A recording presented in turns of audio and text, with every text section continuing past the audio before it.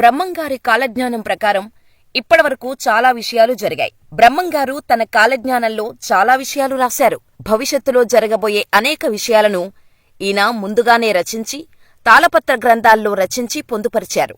ఆయన ఇప్పుడు కాదు, కొన్ని వేల సంవత్సరాల కిందనే తాళపత్ర గ్రంథాల్లో ఇప్పుడు జరగబోయే విషయాలను రాశారు. ఇవన్నీ జరిగాయి కూడా, ఇప్పటికీ జరుగుతూనే ఉన్నాయి కూడా. అందుకే బ్రహ్మంగారు చెప్పిన కాలజ్ఞానాన్ని అందరూ నమ్ముతున్నారు. 2025 ద్వితీయార్థంలో పోతులూరు వీరబ్రహ్మేంద్రస్వామివారు చెప్పిన కొన్ని విషయాలు జరగబోతున్నాయని అందరూ నమ్ముతున్నారు. ఆ వివరాల గురించి ఈ వీడియోలో తెలుసుకుందాం. బ్రహ్మంగారు చెప్పిన కాలజ్ఞానం ప్రకారం 2025 ఫాల్గుణ శుద్ధ పాడ్యమి నుంచి ప్రపంచ దేశాల్లో కల్లోలం మొదలవుతుంది. యుద్ధాల కారణంగా బంగారం, ముడి చమురు ధరలు ఆకాశాన్ని అంటుతాయి. సామాన్యులకు అందుబాటులో లేకుండా పోతాయని చెప్పారు. 2025 సెప్టెంబర్లో భారతదేశానికి తూర్పు ఉన్న సముద్రంలో సుడిగాలి పుట్టి అది ఉప్పెనగా మారుతుందట. ఇది తూర్పు ప్రాంతాన్ని అతలాకుతలం చేస్తుందట. కాసు బంగారం ₹1,00,000 దాటుతుందని కాలజ్ఞానంలో చెప్పారు. ఈశాన్య దేశాన కొత్త రోగం ఒకటి మొదలై చాపకింద నీరులా అన్ని దేశాలకు వ్యాపిస్తుందట. తెలుగు క్యాలెండర్ ప్రకారం విశ్వావసు నామ సంవత్సరంలో ఆషాఢ శుద్ధ అమావాస్య నుంచి దేశంలో వింతలు జరుగుతాయని, సముద్రం ఉన్నట్టే ఉండి ముందుకు వస్తుందని, రాత్రికి రాత్రి తీర ప్రాంతం మునిగిపోతుందని, అధికారం కోసం ఒక పార్టీతో మరొక పార్టీ గొడవలు పెట్టుకుంటాయని 2025 కాలజ్ఞానంలో చెప్పారు. అంతేకాదు, తిరుపతి వెంకటేశ్వరుని ఆలయంలోకి మొసళ్లు ప్రవేశించి 3 రోజుల పాటు పూజలు లేక తలుపులు మూసివేసి ఉంటాయని బ్రహ్మంగారి కాలజ్ఞానంలో రాసి ఉంది. శ్రీ వెంకటేశ్వర స్వామివారి సొమ్మును దొంగలు అపహరిస్తారని కూడా రాశారు. గరుడ ధ్వజంలో ఓంకారనాథం పుడుతుంది.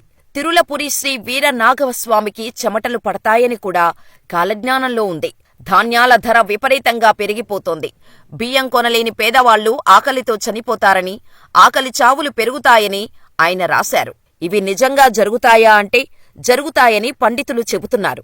అంతేకాదు, 2024లో జరిగిన వాటి గురించి చెబుతున్నారు.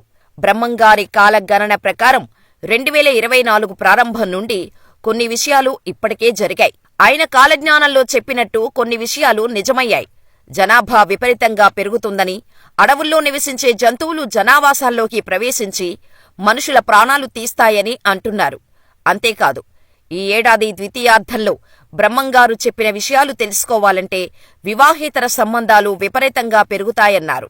అంతేకాదు, వ్యవసాయ భూములు బీడుగా మారి పంటలు సరిగా పండక తీవ్ర ఆహార కొరత ఏర్పడుతుందన్నారు.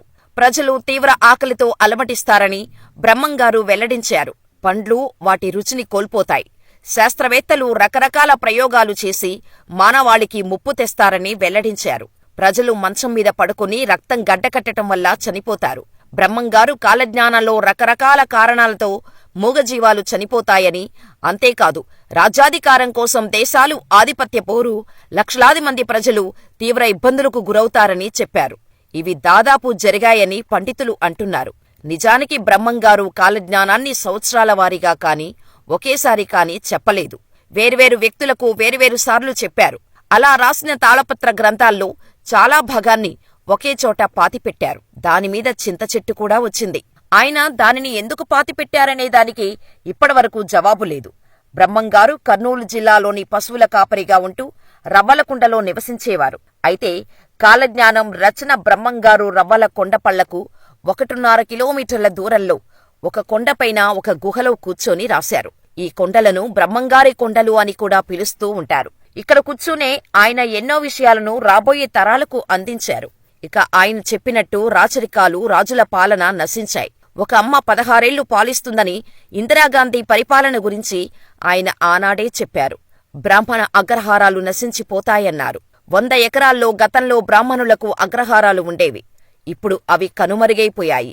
ఇవే కాదు, కరోనా మనకు ఇప్పుడు తెలుసు కాని బ్రహ్మంగారు అప్పట్లోనే దాని గురించి కాలజ్ఞానంలో ప్రస్తావించారు. ఈశాన్య దిక్కున విషగాలి పుట్టేను, కోరంకేను జబ్బు 1,00,00,000 మందికి తగిలి కోడిలాగా తూగిసచ్చేరయా శివ అని కాలజ్ఞానంలో ఉందని అంటుంటారు చరిత్రకారులు. అప్పట్లో బ్రహ్మంగారు చెప్పిన కోరంకి ఇప్పుడు చైనా కరోనా వైరస్ ఒకటే అని, అందుకే కరోనాతో అంతమంది చనిపోయారని అంటారు. ఇదిలా ఉంటే జరగాల్సిన ఎన్నో సంఘటనలు ఇంకా ఉన్నాయి. అవేంటో కూడా తెలుసుకుందాం. బ్రహ్మంగారి మఠానికి ఈశాన్య దిశలో ఒక మహిళ గర్భం దాల్చుతుంది. ఆ గర్భం పగిలి బిడ్డ పుడుతుంది. ఆ సమయంలో ఆకాశంలో ఉరుములు మెరుపులు పడి అక్కడి ప్రజలు మరణిస్తారు. బంగారం ధర 1,00,000కు చేరుతుంది. అలాగే ఇత్తడి కూడా రేటు బాగా పలుకుతుంది. కృష్ణానది బెజవాడ అమ్మవారి ముక్కుపుడకను అందుకుంటోంది. చెన్నకేశవస్వామి మహిమలు తగ్గుతాయి. కృష్ణానది మధ్యలో ఒక బంగారుపు రథం పుడుతోంది. దాన్ని చూసిన వారికి ఆ కాంతి వల్ల కళ్ళు కనిపించవు. కంచి కామాక్షమ్మ విగ్రహం నుంచి రక్తం కారుతుంది అని తెలిపారు. ఇవే కాకుండా కాలజ్ఞానంలో మరెన్నో రాశారు. పలు వ్యాధుల ప్రస్తావన ఉంది.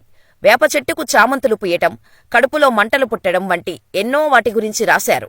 అంతేకాకుండా యాగంటి బసవన్న రంకెవేస్తాడు అని చెప్పాడు. ఆ శబ్దం విన్నవాళ్లు చనిపోతారని, కట్టుబాట్లు మరిచి ఆచారాలు వదిలేసి విచ్చలవిడిగా మనుషులు తిరుగుతారని, తీవ్ర కరువు కాటకాలతో మనుషులు చనిపోతారని చెప్పారు. మరి బ్రహ్మంగారు చెప్పిన ఎన్నో విషయాలు జరిగాయి. కొన్ని జరుగుతున్నాయి. భవిష్యత్తులోనూ జరుగుతాయేమో వేచి చూడాల్సిందే.